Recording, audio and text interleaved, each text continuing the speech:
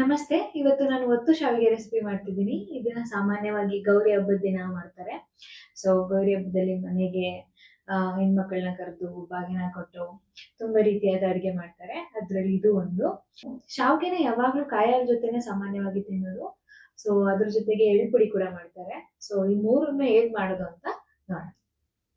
ಶಾವಿಗೆ ಮಾಡಕ್ ಬೇಕಾಗಿರೋಂಥ ಇಂಗ್ರೀಡಿಯೆಂಟ್ ಅಲ್ಲಿ ಮೇನ್ ಆಗಿ ಬೇಕಾಗಿರೋದು ಅಕ್ಕಿ ಹಿಟ್ಟು, ಅದ್ರ ಜೊತೆಗೆ ಉಪ್ಪು ಮತ್ತೆ ನೀರು, ಮತ್ತೆ ಕಾಯಿ ಹಾಲಿಗೆ ಬೆಲ್ಲ, 1-2 ಟೇಬಲ್ ಸ್ಪೂನ್ ಅಷ್ಟು ಅಕ್ಕಿ, ಏಲಕ್ಕಿ ಮತ್ತೆ ಕಾಯಿ. ಎಳ್ಳು ಪುಡಿ ಮಾಡೋದಕ್ಕೆ ಎಳ್ಳು ಮತ್ತೆ ಬೆಲ್ಲ ಬೇಕು. ಮೊದಲಿಗೆ ಈ ಅಕ್ಕಿನ ತೊಳೆದು ನೆನೆ ಹಾಕೋಬೇಕು. ಯಾಕೆಂದ್ರೆ ಇದು ಒಂದು ಅರ್ಧ ಗಂಟೆ ಆದ್ರೂ ನೆನಿಬೇಕು ರುಬ್ಬೋಕ್ಕಿಂತ ಮುಂಚೆ.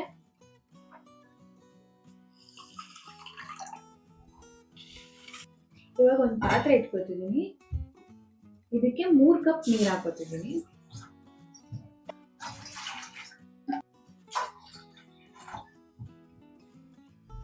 ಇವಾಗ ಇದಕ್ಕೆ ಸ್ವಲ್ಪ ಉಪ್ಪನ್ನ ಆಡ್ ಮಾಡ್ಕೊತಿದ್ದೀನಿ. ಉಪ್ಪನ್ನ ತುಂಬಾ ಹಾಕೋ ಅವಶ್ಯಕತೆ ಇಲ್ಲ, ಯಾಕಂದ್ರೆ ಇದನ್ನ ಕಾಯಿ ಹಾಲ್ ಜೊತೆ ತಿನ್ನೋದ್ರಿಂದ ಅದು ಸಿಹಿ ಆಗಿರುತ್ತೆ. ಅಷ್ಟೊಂದು ಉಪ್ಪು ಹಾಕೋ ಅವಶ್ಯಕತೆ ಇಲ್ಲ. ಇವಾಗ ನೀರು ಕುದೀತಾ ಇದೆ. ಇದಕ್ಕೆ ನಾನು 3 ಕಪ್ ಅಷ್ಟು ಅಕ್ಕಿ ಹಿಟ್ಟು ಹಾಕೋತಿದ್ದೀನಿ. ಎಷ್ಟು ಕಪ್ ನೀರು ಹಾಕೊಂಡಿರ್ತೀವಿ ಅಷ್ಟೇ ಕಪ್ಪು ಹಿಟ್ಟನ್ನು ಕೂಡ ಹಾಕೋಬೇಕು.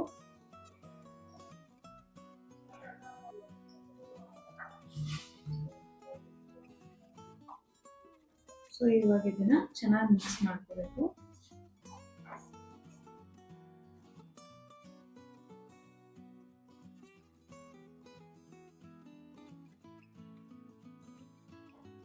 ಈಗ ಎಲ್ಲ ಚೆನ್ನಾಗಿ ಮಿಕ್ಸ್ ಆದ್ಮೇಲೆ ಇದನ್ನ ಕವರ್ ಮಾಡಿ ಒಂದು 5 ನಿಮಿಷ ಚಿಕ್ಕ ಉರಿಲಿ ಬೇಯಿಸ್ಕೋಬೇಕು.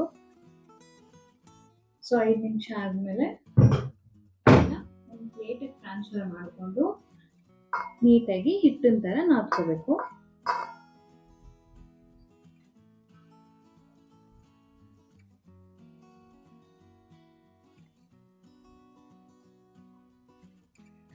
ಇವಾಗ ಹಿಟ್ಟನ್ನ ನಾದ್ಕೊಳ್ಳುವಾಗ ಕೈಯನ್ನ ನೀರಲ್ಲಿ ಡಿಪ್ ಮಾಡ್ಕೊಳ್ಳಿ, ಇಲ್ಲಾಂದ್ರೆ ಸುಡುತ್ತೆ.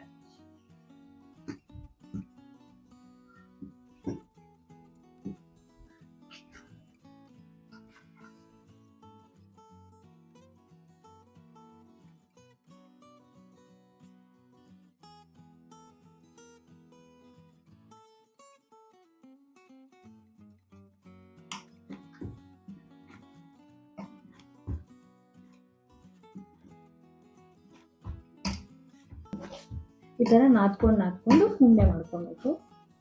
ಈ ತರ ನಾದ್ಕೊಂಡು ಉಂಡೆ ಮಾಡ್ಕೋಬೇಕು. ಶಾವಿಗೆ ಒತ್ತೋದಕ್ಕೆ ಇಲ್ಲಿ ನಾನು ಚಕ್ಲಿ ಒಳ್ಳೆನ ಯೂಸ್ ಮಾಡ್ಕೊತಿದ್ದೀನಿ. ಅದರಲ್ಲಿ ಚಿಕ್ಕದು ಖಾರ ಮಾಡೋದಕ್ಕೆ ಬರುತ್ತಲ್ಲ, ಆ ಪ್ಲೇಟ್ನ ಯೂಸ್ ಮಾಡ್ಕೊತಿದ್ದೀನಿ. ಈ ಪ್ಲೇಟ್ ಹಾಕೋತಿದ್ದೀನಿ ಇಲ್ಲಿ. ಇವಾಗ ಚಕ್ಲಿ ಒಳ್ಳಿಗೆ ಸ್ವಲ್ಪನೇ ಆಯಿಲ್ ಬ್ರಷ್ ಮಾಡ್ಕೊತಿದ್ದೀನಿ. ಅದೇ ರೀತಿ ನಾನು ಇಲ್ಲೊಂದು ಸ್ಟೀಮ್ ಮಾಡೋದಕ್ಕೆ ಒಂದು ಪ್ಲೇಟ್ ತಗೋತಿದ್ದೀನಿ. ಅದನ್ನ ಕೂಡ ಆಯಿಲಿಂದ ಬ್ರಷ್ ಮಾಡ್ಕೊತಿದ್ದೀನಿ. ಇದನ್ನ ಕೆಲವೊಂದ್ ಕಡೆ ಸ್ಟೀಮ್ ಮಾಡೋದಿಲ್ಲ, ಬಟ್ ಸ್ಟೀಮ್ ಮಾಡಿದ್ರೆ ಶಾವಿಗೆ ಏನಿದೆ ಅದು ಎಳೆ ಅಂಟ್ಕೊಳ್ಳೋದಿಲ್ಲ, ತುಂಬಾ ಚೆನ್ನಾಗಿರುತ್ತೆ ತಿನ್ನೋದಕ್ಕೆ. ಅದಕ್ಕೆ ನಾನು ಸ್ಟೀಮ್ ಮಾಡೋದನ್ನ ಪ್ರಿಫರ್ ಮಾಡ್ತೀನಿ. ಅವಾಗಲೇ ನಾವು ಮಾಡಿಟ್ಕೊಂಡಿದ್ದಂಥ ಹಿಟ್ಟನ್ನ ಈ ತರ ಸಿಲಿಂಡ್ರಿಕಲ್ ಶೇಪಲ್ಲಿ ಮಾಡಿಕೊಂಡು ಚಕ್ಲಿ ಒಳಗೆ ಹಾಕೋಬೇಕಾಗುತ್ತೆ.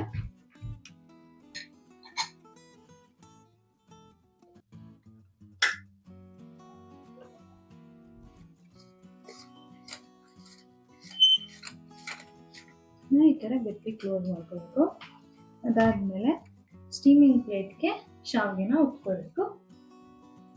ನೀವು ರೌಂಡ್ ಆಗಾದ್ರೂ ಒತ್ಬೋದು, ಇಲ್ಲ ಉದ್ದಕ್ಕಾದ್ರೂ ಒತ್ಬೋದು.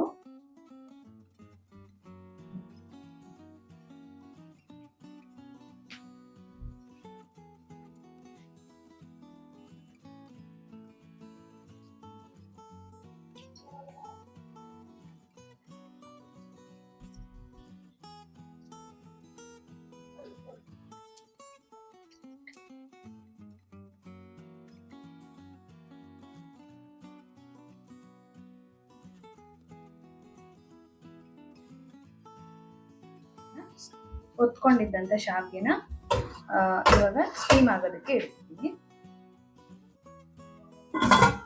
ಇವಾಗ ಶಾವಿಗೆ ಸ್ಟೀಮ್ ಆಗ್ತಿರೋಂಥ ಟೈಮಲ್ಲಿ ನಾವು ಕಾಯಿ ಹಾಲು ಮಾಡ್ಕೊಳ್ಳೋಕೆ ಶುರು ಮಾಡೋಣ. ಸೊ ಇದಕ್ಕೆ ಒಂದು ಪ್ಯಾನ್ ಇಟ್ಕೊಂಡು ನಾನು ಸ್ವಲ್ಪ ನೀರು ಹಾಕೊಂಡು ಬೆಲ್ಲನ ಕರಗಿಸ್ಕೊತಿದ್ದೀನಿ. ಇಲ್ಲಿ ನಾನು 2 ಅಚ್ಚಷ್ಟು ಬೆಲ್ಲ ಹಾಕೋತಾ ಇದ್ದೀನಿ. 1 ಕಪ್ ಕಾಯಿ ಮತ್ತು 2 ಟೇಬಲ್ ಸ್ಪೂನ್ ಅಷ್ಟು ಅಕ್ಕಿನ ತಗೊಂಡಿದ್ದೀನಿ. ನಿಮಗೆ ಸ್ವೀಟ್ ಏನಾದರೂ ಜಾಸ್ತಿ ಇಷ್ಟ ಇದ್ದರೆ ಸ್ವಲ್ಪ ಜಾಸ್ತಿ ಬೆಲ್ಲನ ಆ್ಯಡ್ ಮಾಡ್ಕೊಳ್ಳಿ. ಸೊ ಇವಾಗ ಒಂದು ಮಿಕ್ಸಿ ಜಾರಲ್ಲಿ ಆಗಲೇ ನೆನೆಯಕ್ಕಿಟ್ಟಿದ್ದಂಥ ಅಕ್ಕಿ, 1 ಕಪ್ ಅಷ್ಟು ಕಾಯಿ, 4 ಏಲಕ್ಕಿ ಕಾಯಿ,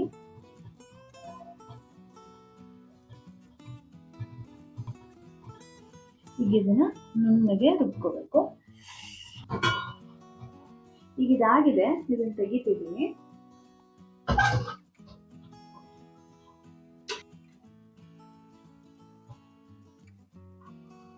ಸೊ ಇವಾಗ ಕರಗಿರೋಂಥ ಬೆಲ್ಲದ ನೀರನ್ನ ಸೋಸ್ಕೊಂಡು ಇನ್ನೊಂದು ಪಾತ್ರೆಗೆ ಹಾಕೋತಿದ್ದೀನಿ.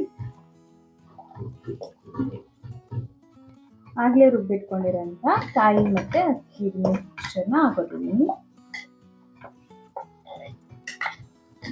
ಸೊ ಸ್ವಲ್ಪ ನೀರು ಮಿಕ್ಸ್ ಮಾಡಿಕೊಂಡು ಅದನ್ನು ಆ್ಯಡ್ ಮಾಡ್ಕೊತಿದ್ದೀನಿ. ಚೆನ್ನಾಗಿ ಮಿಕ್ಸ್ ಮಾಡ್ಕೋಬೇಕು.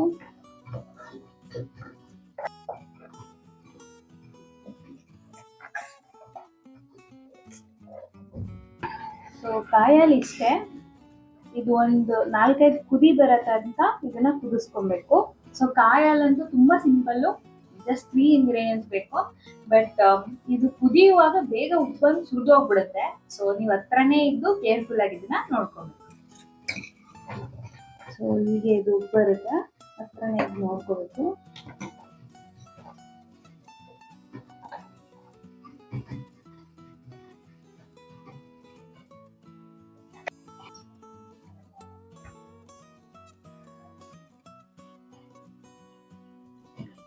ಇವಾಗ ಎಳ್ಳು ಪುಡಿ ಮಾಡೋದಕ್ಕೆ ಒಂದು ಪ್ಯಾನಲ್ಲಿ ಎಳ್ಳನ್ನ ಹುರ್ಕೊತಿದ್ದೀನಿ. ಒಂದು ಅರ್ಧ ಕಪ್ ಅಷ್ಟು ಇಲ್ಲಿ ಎಳ್ಳನ್ನ ತಗೊಂಡಿದ್ದೀನಿ. ಯೂಶಲಿ ಬ್ಲ್ಯಾಕ್ ಕಲರ್ ಎಳ್ಳಲ್ಲೇ ಮಾಡ್ತಾರೆ. ಈಗ ಇದಾಗಿದೆ. ಸೊ ಇವಾಗ ಹುರಿದಿರೋ ಎಳ್ಳನ್ನ ಒಂದು ಮಿಕ್ಸಿ ಜಾರ್ಗೆ ಹಾಕೋತಿದ್ದೀನಿ.